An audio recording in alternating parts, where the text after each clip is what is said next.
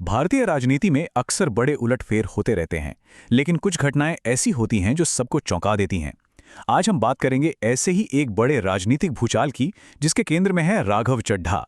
चलिए इस पूरे मामले को समझते हैं।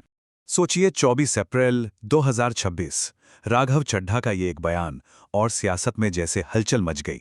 ये सिर्फ कुछ शब्द नहीं थे, बल्कि एक बहुत बड़े राजनीतिक तूफान का संकेत थे।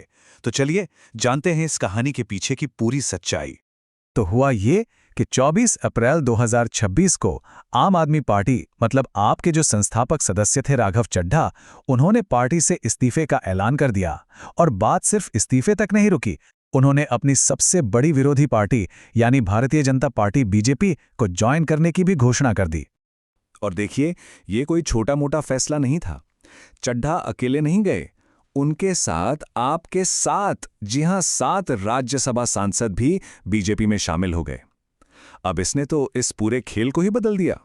तो इस एक कदम के साथ 15 साल का एक लंबा सफर उस पार्टी के साथ जो उन्होंने खुद बनाई थी, वो खत्म हो गया और एक बिल्कुल नया चैप्टर शुरू हुआ।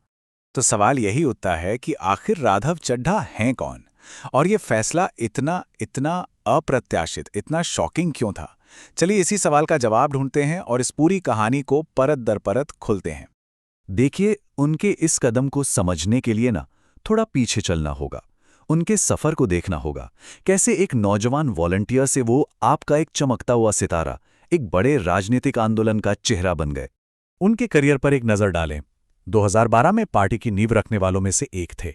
फिर सोचिए, सिर्फ 26 साल की उम्र में राष्ट्रीय कोषाध्यक्ष बन गए। 2020 में दिल्ली में विधायक बने। 2022 में पंजाब की जो जबरदस्त जीत हुई आपकी, उसमें उनका बड़ा रोल था। और फिर उसी साल 33 की उम्र में राज्यसभा के सबसे युवा सांसद बने। मतलब उनका ग्राफ बहुत तेजी से ऊपर जा रहा था। लेकिन कहते हैं ना, जहां तेज रोशनी होती है वहां परछाइयां भी गहरी होती हैं। इस तेज तरक्की के साथ साथ चड्ढा और आप लीडरशिप के बीच कुछ दूरियों के संकेत भी मिलने लगे थे। तो देखते हैं ये दरारें आखिर सामने आईं कैसे। पिछले कुछ सालों में एक के बाद एक कई बातें हुईं। मई 2023 में ईडी की चार्जशीट में उनका नाम आया। फिर अगस्त 2023 में राज्यसभा से सस्पेंड हो गए। और तो और पार्टी के ही एक विधायक ने उन पर पंजाब ड्रग्स ट्रेड से जुड़े होने का आरोप लगा दिया। लेकिन शायद सबसे बड़ा झटका तब लगा जब 2 अप्रैल 2026 को उन्हें अचानक बिना किसी चेतावनी के राज्यसभा में पार्टी के उप नेता पद से हटा दिया गया। यहीं से सब कुछ साफ होने लगा था। मामला यहीं नहीं रुका। आपके ही एक पुराने नेता ने एक और बहुत ही गंभीर आरोप लगा दिया, जिससे पार्टी के अंदर की कलह का अंदाजा लगाया जा सकता है। हाँ, ये बात और है कि इन आरोपों की कभी पुष्टि नहीं हुई, लेकिन इसने आग में घी का काम तो जरूर किया। तो इन सब घटनाओं के बाद शायद वो मोड़ आ गया था जहां से वापसी का कोई रास्ता नहीं बचा था। अब देखते हैं कि राघव चड्ढा ने खुद अपने इस इतने बड़े फैसले के पीछे क्या वजहें दी। अपनी प्रेस कॉन्फ्रेंस में चड्ढा ने बहुत साफ साफ बातें कहीं। उन्होंने कहा कि पार्टी अपने असली सिद्धांतों से, भ्रष्टाचार के खिलाफ अपनी लड़ाई से भटक गई है। उनका आरोप था कि पार्टी अब देश के लिए नहीं बल्कि कुछ निजी हितों के लिए काम कर रही है। उन्हें यह भी लगा कि पार्टी में उनकी आवाज को दबाया जा रहा है, उन्हें साइडलाइन किया जा रहा है। और साथ ही उन्होंने प्रधानमंत्री मोदी के नेतृत्व की जमकर तारीफ की। अब जैसे ये घोषणा हुई, जाहिर है राजनीति में एक बवंडर सा आ गया। आम आदमी पार्टी और बीजेपी दोनों तरफ से बहुत तीखी प्रतिक्रियाएं आईं। दोनों पार्टियों की कहानी बिल्कुल अलग थी। एक तरफ आपने इसे ऑपरेशन लोटस का नाम दिया, कहा कि ये बीजेपी की साजिश है और पंजाब की जनता के साथ धोखा है।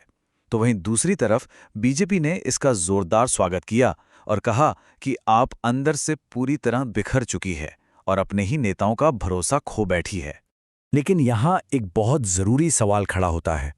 भारत में दल बदल को रोकने के लिए इतना सख्त कानून है, तो फिर ये 7 सांसद बिना डिस्क्वालीफाई हुए, बिना अयोग्य हुए पार्टी कैसे बदल सकते हैं? इसके पीछे एक बहुत दिलचस्प कानूनी पेच है। ये कानून है दल बदल विरोधी कानून। ये कानून बनाया ही इसलिए गया है कि कोई 1-2 सांसद अपनी पार्टी ना बदल सकें। लेकिन इसमें एक लेकिन है, एक अपवाद है। अगर सांसदों का एक बड़ा ग्रुप एक साथ पार्टी बदलता है तो उसे दल बदल नहीं बल्कि विलय या मर्जर माना जा सकता है। और इस मर्जर के लिए एक जादुई नंबर है 2/3, यानी अगर किसी पार्टी के कम से कम 2/3 सांसद एक साथ दूसरी पार्टी में चले जाएं, तो उन पर अयोग्यता वाला नियम लागू नहीं होता। तो इस केस में ये गणित कैसे बैठा? देखिए, राज्यसभा में आपके कुल सांसद थे 10। कानून के हिसाब से 10 का 2/3 होता है लगभग 7। और ठीक एग्जैक्टली 7 सांसदों ने ही एक साथ पार्टी छोड़ी। इस तरह उन्होंने वो कानूनी सीमा पार कर ली और अपनी सांसदी बचा ली।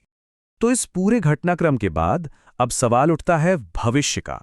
इस इतने बड़े राजनीतिक उलटफेर का आखिर आगे चलकर क्या असर होगा? तो आखिर में सवाल यही रह जाता है, क्या ये एक सोचा समझा राजनीतिक फैसला था या फिर एक वैचारिक धोखा? और इससे भी बड़ा सवाल, आम आदमी पार्टी के भविष्य पर इस बड़ी टूट का क्या असर पड़ेगा? ये वो सवाल हैं जिनका जवाब शायद आने वाला वक्त ही देगा।